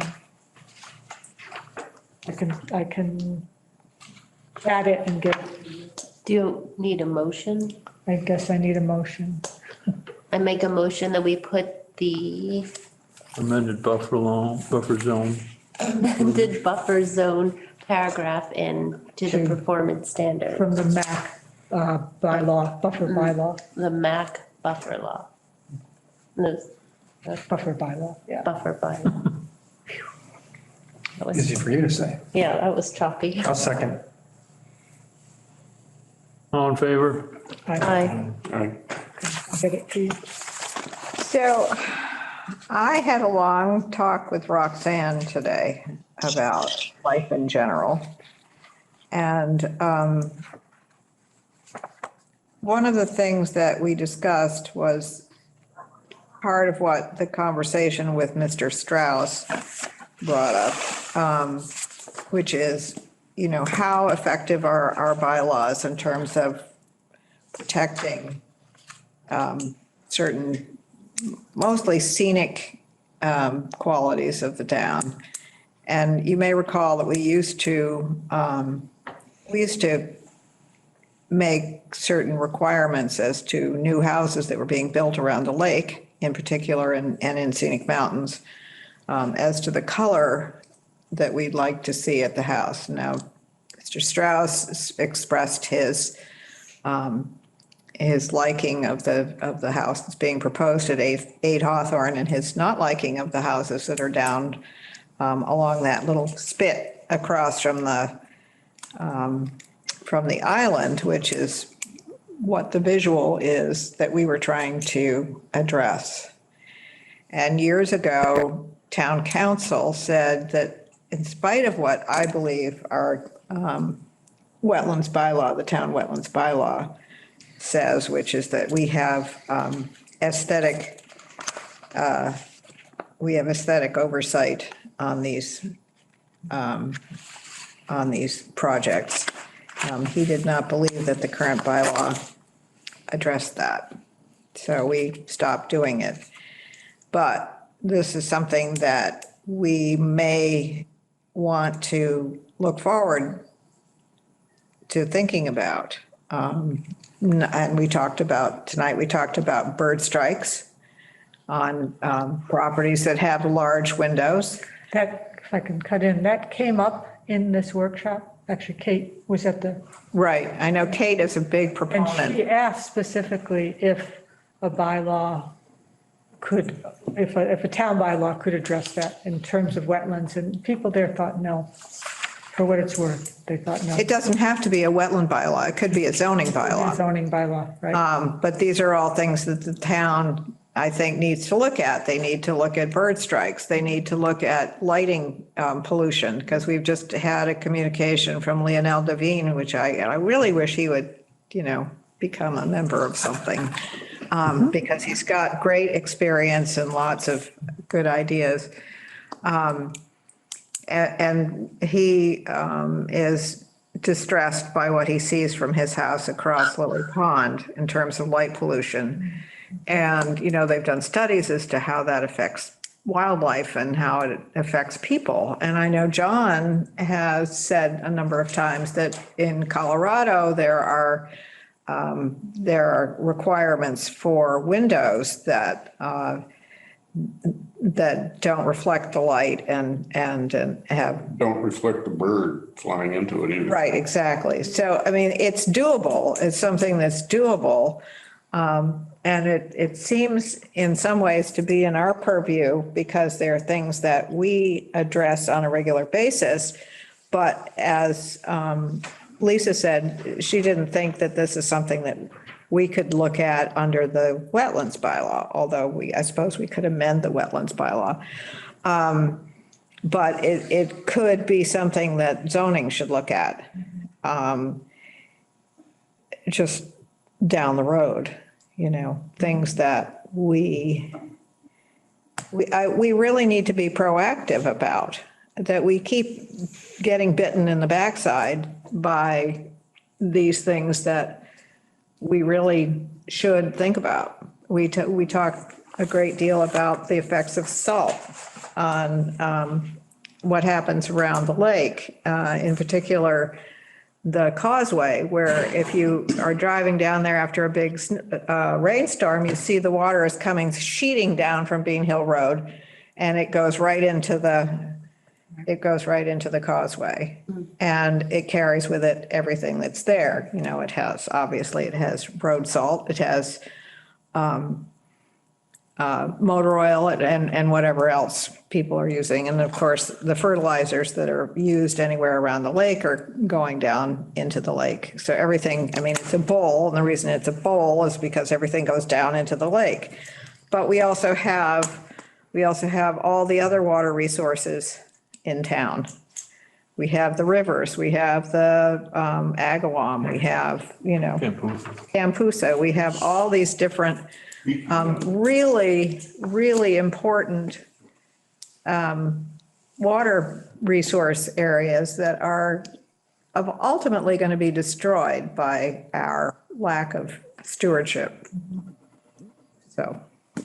Campusa, we can't forget about Campusa. No, we can't forget about it. Right up against the road, and the mat is still being yanked up by the roots. And Mike Canales, to his credit, said that, you know, he was looking into getting it taken care of, and that there were possible grants available and stuff. But, you know, the ice is out. It's fully accessible to do something with. You know, it is on Judy Abdallah's land. Judy, I'm sure, 90% sure, if you asked Judy, like somebody did 10 years ago, if something could happen there, she'd give total permission for whatever. But we can't just let that flop around, because it's going to, I mean, especially as things start to green up along with the mat, it's going to become a little bit more of an issue. And this should be a big, huge area that's being looked at by Natural Heritage. Yeah. Because there are endangered species, plants, critters. They have the most, my cousin, when she was alive, was one of the foremost experts on dragon and damselflies, as well as moths in the state. And she took me out, we went out together on Campusa one time in kayaks, and you know, she was just beside herself because there were so many varieties of damsel and dragonflies that she had not seen anywhere else in Massachusetts, and she lived near the Quabbin Reservoir. So, you know, if we aren't proactive, if we don't encourage people to protect what we have, or what we might have, it's going to be gone. You were talking about that earlier, John. I miss Judy's speech. I don't know what the answers are, but something has to be done for whatever that's worth. Could we, if we make requests to the state, are they going to hear us or ignore us? I don't know. Well, Mike said that he had talked to Natural Heritage and that there was, in his words, grant money is available. That was last fall. And that was the last I spoke with him. I went and assured the Scourins that something would happen and their house would not float away while they were in Florida, but they are due back, you know, in late April, and probably don't want to see their backyard flooded. Yeah, I mean, it would be tragic to lose Campusa Bog. It's such a jewel of the state. It's one of two calcareous fens of its kind in the state. And it has its own ecosystem, which is, it's unfortunate that it's bordered by the turnpike. You know, and all the complaining that we do about whether they salt or whether they don't salt, you know, sometimes their responsibility is going to be to keep their travelers safe. And is that it's not a low salt area, right? Is it? Yeah, it is. There's some. yeah, it is. But low salt, I mean, they did a lot of work when the stewardship committee was still in place. They used to do a lot of studying of what the salt effects were on Campusa. And I know I've mentioned this before, but the Au Sable River Association in upstate New York has been doing a lot with the effects of road salt on the Sable River and Mirror Lake, which is, everybody thinks is Lake Placid, but it is actually called Mirror Lake. It's the lake that's in the middle of Lake Placid. And it failed to turn over for several years because of the impacts of the salt. You know, on NPR not too long ago, I was listening to a segment where they were talking about when it is best to test a lake. And they said when it's iced out. Ice out, yeah. That's what they were calling it. And we're getting pretty close to that. If there's any desire to test the water in Stockbridge Bowl, it's getting close to be that time. Test for what? Test for what? Well, you know, I think actually Charlie Kenny might know the answer to that better than I do, because of the algae bloom and stuff like that. I know that I talked to Charlie about salt at great length, but you know, I mean, we've got fertilizer runoff, we've got all that kind of thing, and I one of the things that I talked about with Roxanne today was, you know, education for your average citizen. Why do you not put herbicides on your lawn, aside from the fact that it's carcinogenic, which you'd think would be intuitive, but it doesn't seem to be. You'd much rather have a green lawn than be cancer-free, apparently. Which I find hard to comprehend. But in any case, not only do we have the lake, but we have the river, which runs all the way through the town, here and there and everywhere. And the waterways that feed it. And we can't forget the Housatonic when we're talking about the bowl either. That real quick, that Sable Forge is beautiful up there, up where Union, there's actually a place called Long Lake. Yep. And if you enjoy eagles, that's the place to go. Yeah. There's huge, Yeah. My family's had a little Adirondack camp up there since the 1900s. Yeah. So I've been up there all my life. It's luckily we're right on the Sable River, the West Branch. Yeah. And they have been very proactive and very proactive on what's going wrong. And there was also just something about how there were new evil critters coming into Lake Champlain.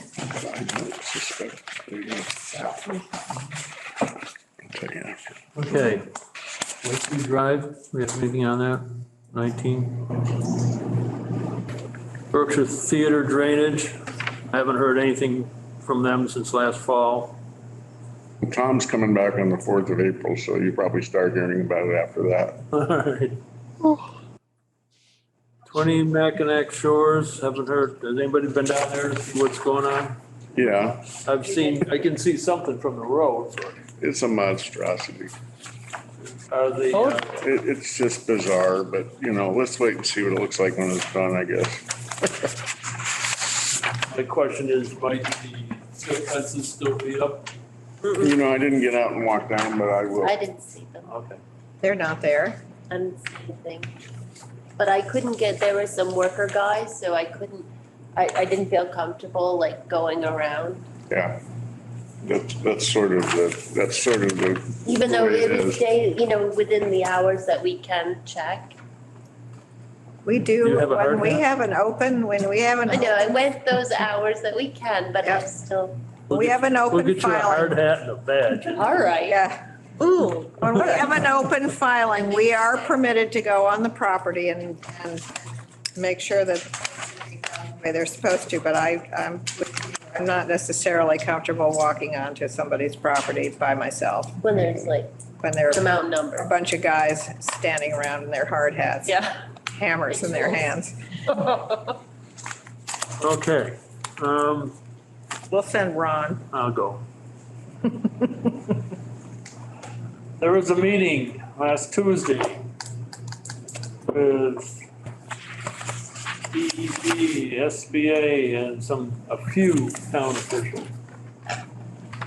had to do with the Stockbridge pool. Well, had to do with everything in the Stockbridge pool. Harvesting, weed treatment, dredging. Did everyone get this? Was sent Yes. to you? Yeah. Did you look at it? Yes. Yes. Very interesting. So I don't know what to say. I've read, I was there. I just think the whole thing's should go back to square one because they want to change every single thing. I tried to, I asked if the test areas were going to be the same size. I said, oh yes, we wouldn't change that. But that would be the only thing they haven't changed then. but don't they have to go back to court to change the chemical? They do not. I don't think they have to go back to court, but I think they will have to get approval from DEP if they're going to change the chemical. My reading of it was the DEP prefers the alternative than The Procelicor. The other stuff was the cure-all of everything. and Goose Pond is a wasteland on the bottom. Patrick, you want to talk about this? Yeah, I think that there's, can you hear me? Yes. Yep. Oh, yeah. I think that there's a number of changes that have been requested. I think that one question the commission should evaluate is, this is an ecological restoration. How many years have to pass before the applicant no longer demonstrates that a restoration is needed? You can't get a whole lake treatment for a nuisance vegetation permit. This was specifically structured as an ecological restoration. And at some point, you don't permit things in advance of when you think you might have a problem. And this will be the third year. So maybe this is the last year that this permit can continue to live in the absence of evidence that there is a whole lake problem that needs to be restored. That's one thing I think that the commission should look at. I wasn't concerned about the Procelicor. I think it's a better chemical. I think the SBA did a good job on that. I think that the test plots, that's kind of goes to the heart of, the regulations say that your intervention should match the scale of the problem. So if the problem isn't a whole lake and is specific to areas of the lake in any given year, then having a localized treatment, especially with Procelicor, where that's much easier than fluoridone, might make more sense from a permit perspective than a whole lake treatment. I think that my disconnect is just, all those data points they had around where the milfoil was in 2018 and how few data points we have now about where the milfoil is for the last 2 years. So, and that's part of the problem with the need to change the test plots and the control plot. They're basically hunting for milfoil, and they want us to not harvest in areas where they're hoping maybe milfoil shows up, which is kind of ironic that they would be hoping for it. But all that's kind of interesting, but I think none of that is the main issue. The main issue here is that once again, NHESB and the DEP pointed out that they prefer that they only permit one intervention at a given time, and that they made an exception for us by permitting herbicide and harvesting at the same time, but that it was highly unlikely and up to the applicant's specialized engineering to justify permitting 3 interventions at the same time. So they have made clear to us that it's highly unlikely we can proceed with dredging and with herbicide at the same time. Now, the herbicide plan is a 4-year plan. So, and then basically, if you look at other NOIs for other lakes that Solitude has done, then there's follow-up herbicide that is either a whole lake or touch-ups, localized stuff, in subsequent years. So I don't know how you sandwich in a dredging permit when the herbicide permit is basically permanent, and so my sense is that if dredging is going to occur, it has to occur before herbicide starts. And the plan that I believe Greg and Michael are working on for dredging is to finish, and Roxanne and some folks at GZA, is to finish up the engineering this year and look at it next year. Now, in the event that they're not willing to do that, that they have this like, kind of a Alice in Wonderland scenario where they're going to be able to concurrently permit the two, that raises a whole bunch of other issues because, if you go back on the website of the SBA in 2015, they articulated that they raised money for dredging. They raised $600,000 from the DEP, over 1.4 million from their donors, and then the town raised 200,000 through CPA and matching funds from the state for another 200,000. So there's $1 million in taxpayer money and 1.4 million in donor money that was tied to dredging, and specifically on the website articulated that money would be turned over to the town for the purpose of dredging. So I don't know what happens to all of that in the event that they decide that dredging isn't the priority, because I don't think dredging ever happens if we start herbicide in 2 months, as was discussed in that meeting. And I think this is the number one issue that has to be resolved in the coming weeks. And, frankly, I think, no one liked the court stuff. I was mortified to be held in contempt.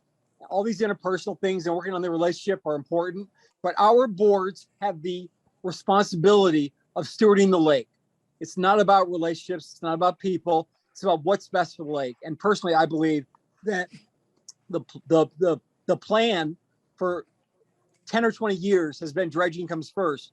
We've raised $1 million of taxpayer money for dredging to come first. And I personally insist that dredging comes first. Thank you. I think the dredging is a priority. If they're going to talk about a lot of what was talked about during the course of this whole fiasco was the lake turning into a bog, which I don't see it happening. I don't see it happening anytime soon. But if they've got 16 feet of silt at the Indian Rocks, that's just silt, and it's biodegraded, Weed.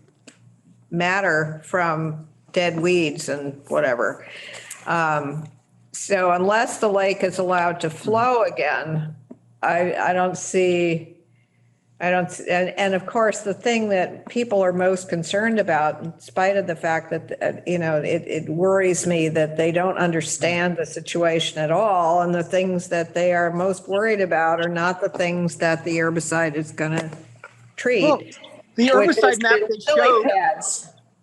the herbicide map they showed specifically identified areas in the dredging plan that they wanted to have the ability to potentially use as test and plot sites for herbicide. I mean, I'm sorry, but a whole bunch of town boards not only endorsed the idea that dredging was the most important thing, we appropriated taxpayer money. We took $600,000 from the state, and we took $200,000 from Stockbridge taxpayers via CPA, and $200,000 more from the state via CPA for dredging. And I don't know of any board that has changed the priority by having a public meeting and articulating that they wanted to do a new plan. Look at if someone has the discussion in a public meeting, because that's what we're supposed to do, it says this is more important, that's one thing. But in the absence of that, this is the policy of the town. And we're not going to take $1 million from the taxpayers and not implement the policy. We're working on dredging. Dredging needs to come first. You could give it back to us. Well, CPA money cannot be used for herbicide because it was earmarked for dredging. Yeah, but we've been using the CPA money on the GZA consultants. So which is fine. Right. I mean, that's you can't really change. Not fine, because the SBA committed to give the $2 million they raised, including the $600,000 from the state, to the town for dredging. It is go back to the Wayback Machine, the Internet Archive. It's right on their website in 2015. You're right. They committed to give the money to the town. And I'm sick and tired of this argument, frankly, that it's all of a sudden for lake management or something else. This money is for dredging. Well, my point was that you can't change horses in midstream with CPA money.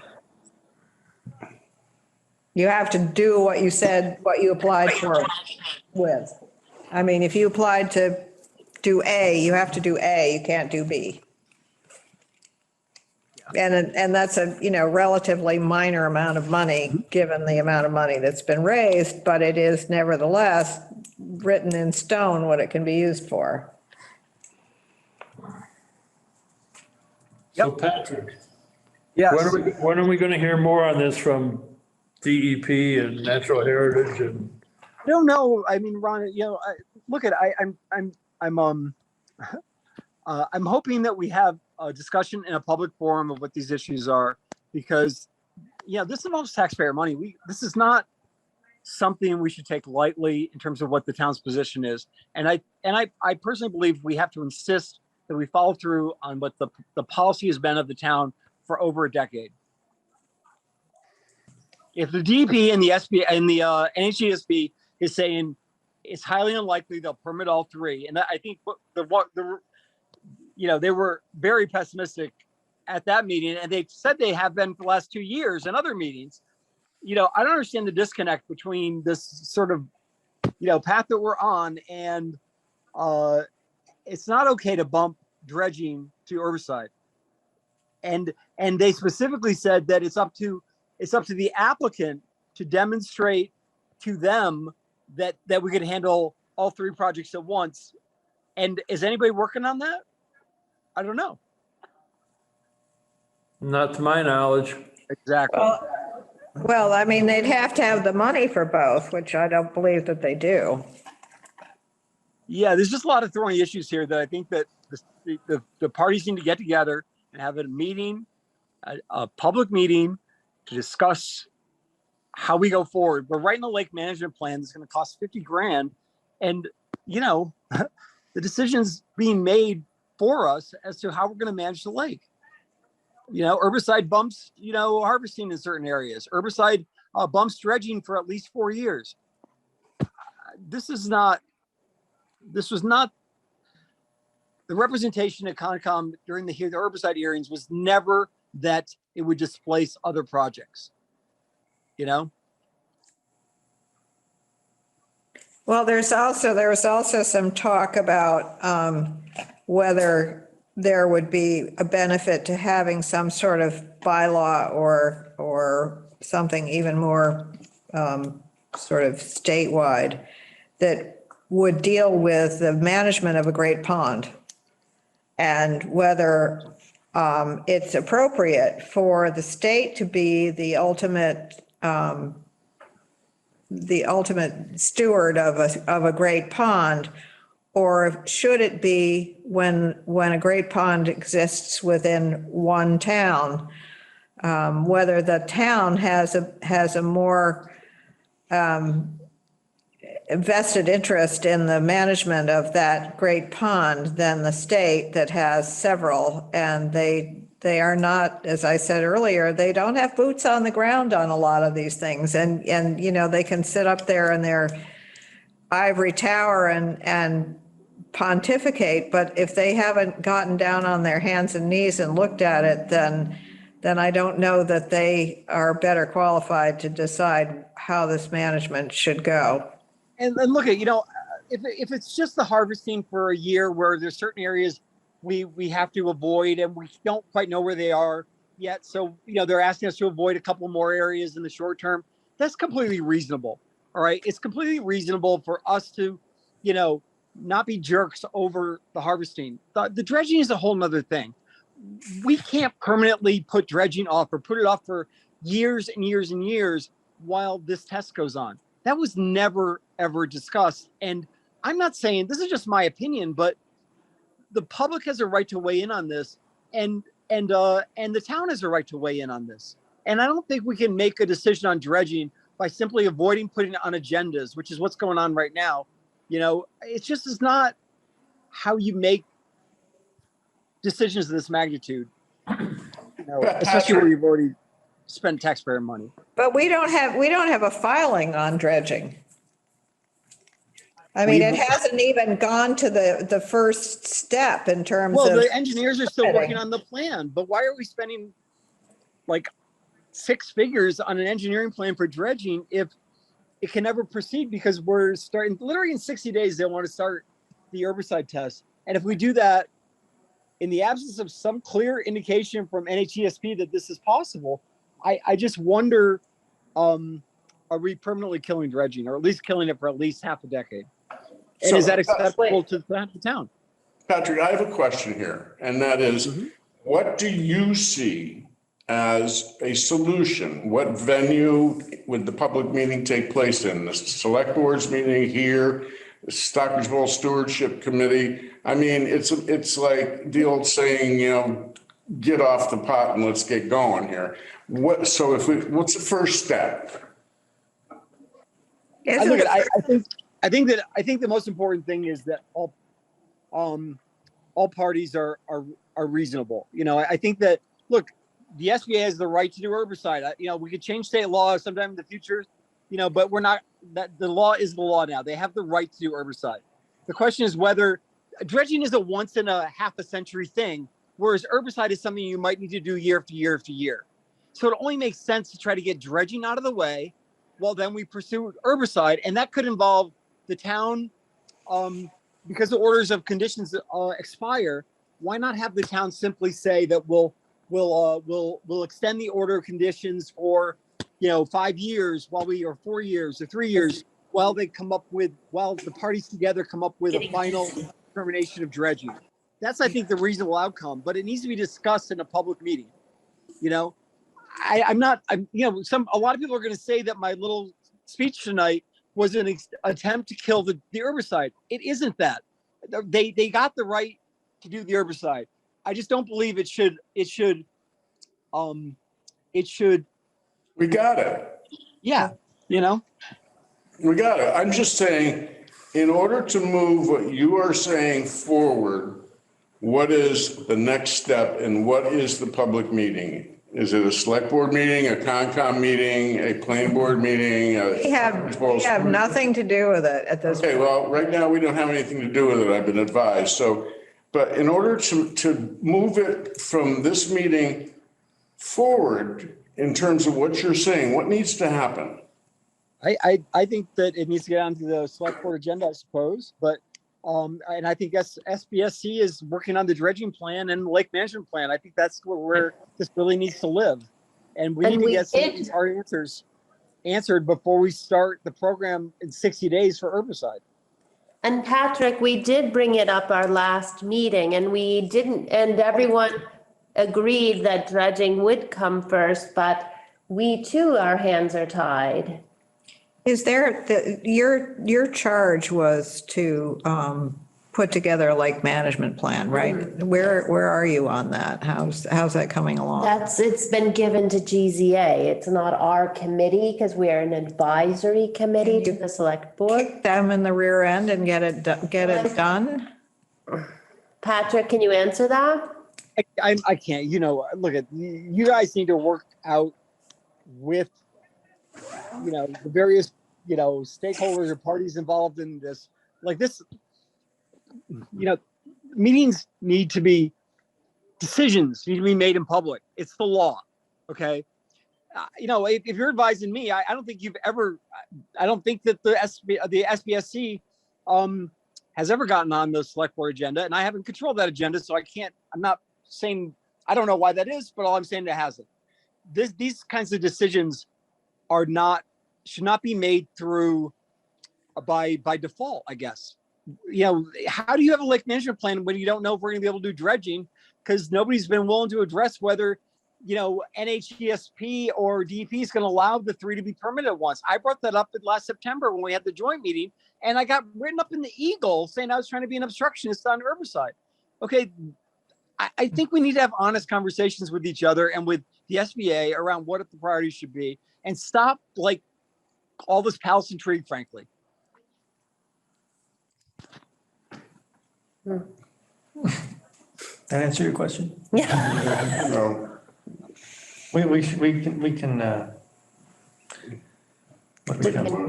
move on. Yeah. I don't know what, we're just beating a dead horse here. Yeah, it's time to keep. And we have we have nothing that we can do at this point. I mean, it's totally out of our hands. Right. I mean, it needs to be addressed, but I don't, I mean, we'll have to permit dredging if it ever comes to us. yeah. But I think that if you can get this lake management plan from GZA and get them off the dime on that, I think that'll go a long way toward giving something to natural heritage and DEP that will say, look, the town has looked at all of these aspects of the lake, and we believe that the harvesting should continue because it gives relief to the residents who are, trying to get their boats out of their docks. But also, the dredging, if the dredging is the priority that the Lake Management Committee believes is the most important part of this project, then maybe the herbicide needs to go on the back burner for a while until we see what happens with that. If the harvesting and We can't say that. no, we can't, but if the harvesting, if the committee is making a recommendation to the town as to how the lake should be managed, and they come to the conclusion, and I'm not the one who makes the decisions, but they come to the conclusion that the dredging is more important in the long run than the herbicide, because the harvesting can take care of a lot of what the herbicide is proposed to do. The herbicide, I'm not sure that everybody understands that this isn't a one-off. That you put the herbicide in and we're never going to have milfoil or anything else ever again, because that's not the case. It's a year after year after year after year, and it's hundreds of thousands of dollars that have to be spent every year. And if that money, we got so much money that's going to go into this project, whether it's dredging or whether it's herbicide, somebody's got to make the decision and make the recommendation that this is how we should proceed. They can't take the money. They can't For take some of the herbicide. money for herbicide. They can't. It's because it's already earmarked for dredging. So is there money for both projects, and will we allow it? It's not Can I our. throw in one thought on this? Sure. Just FYI, Lee Bowman, and there is a key question here goes back to one of the points Patrick made. Is natural heritage and/or DEP really going to prevent you doing all three? This question has come up in the SBA board. I'm a second homeowner, but I'm on the SBA board as the Laurel Hill representative. And it's going to be discussed at the next SBA board meeting, which is in about 2 weeks. I don't know where that'll come out, but I think that's going to be the central question: is it either or? There's one view on the SBA board is that it's not either or, you can do all of it. Another is it is either or because of where NHESP stands, and that needs to be resolved. It's going to get, presumably the SBA board is going to go one way or the other on it, and that should either make this harder or easier depending on where the board comes down. So we'll see. It's not a matter of opinion for us lay people, though, Lee. The DP and the NHESP, Ron and I sat in the meeting on Tuesday. They said the bar is really high. They're, because they're effectively act as the jury when applications come in, when notices of intent are filed. They're not going to prejudge something and tell you that they can't do it. So they're not willing to say outright that they're not willing to do it. They have made abundantly clear. In fact, Missy Ann from NHESP even said, we've been telling you this for 2 years, how high the bar is to permit a third project. I mean, they're willing to go right up to the line of saying, you're not going to get it permitted, without saying you're not going to get it permitted because there's no application in front of them. And I think it's kind of being used. Well, I don't want to put ideas into people's heads, but they've been clear is all I'm saying. And just all I'd say is there are facts and there are alternative facts. And the question is going to be which set of facts becomes the prevailing belief in the SBA board. Do they believe they can do it all, or are they persuaded, no, that isn't going to work? Yeah. Okay. My take on the meeting was just from the tone, exactly, Patrick, they couldn't say they wouldn't allow it, but from the tone, it was, they weren't gonna allow it. They didn't want us to do drawdown with harvesting. I mean, they really come down, and it has nothing to do with lake management necessarily. But if we have a project that comes before us and the homeowner hasn't gotten a certificate of compliance on a previous order of conditions, they get all upset. They want that certificate of compliance. They want that project cleared out before they start a new one. And I think they're looking at this in the same way. If you start a project, you finish it. Then you start another project and you finish it. I personally, from what I heard, I think it's extremely doubtful that they're gonna okay all three at the same time. I might be wrong, but there was whole questions about sedimentation and. Right. And how do you do dredging in a 4-year test area for herbicide? You're gonna go in, treat some plants, and you're waiting next year to see if they grow back. Then you're going to dig out 10 feet of dirt. Well, I can guarantee you those plants aren't going to grow back. No, and they didn't have their test plots. They have no idea if they're going to find test plots. They had whatever they had the first year, that's completely gone. Whatever they were trying for last year, that didn't work out. So now they're going to float around the lake with a camera to see if they can spot any of these milfoil before they reach the surface. And then they got to try to piece them all together to come within 50% of a surface area in 3 areas, come up with 50% milfoil. And then the weed harvesting can't go anywhere near them. Doesn't matter where they are, you got to go around. If they find these areas in front of the town beach or in front of the wherever, those. Tanglewood? Yeah, Tanglewood, or how about the camp, the boys' camp? That's one of their big test areas. Well, and they showed a map. They had a map which involved all the dredging areas as the best candidates for the herbicide test. And it's kind of like, the disconnect. I cannot emphasize enough the disconnect here. It's just like how cross purposes we're working. We're working on dredging on our side, and they're working on herbicide on their side, and no one's talking to each other about the issues that raises. Well, I think the thing is that the habitat for the milfoil is below or above 15 feet. I'm not asleep. So if It's disgusting. if you have areas that have been silted in that are more shallow, then you're more likely to have the milfoil growing there. And if you have the milfoil growing there and you're going to call that a test pit, then you're not going to be able to dredge it. Right. And aside, Patrick, who is paying for the engineering study for the dredging that GZA is doing? Well, we got the 200,000 from CPC and the 200,000 match from the state. So I believe that's the pot that the money's coming out of. You are. Okay. The taxpayers are paying for it. Okay, thanks. Any other business? Any other questions, comments? I'll make a motion to adjourn. I'll second. Yeah, thanks. All in Sorry, favor? raised it a little. Good night.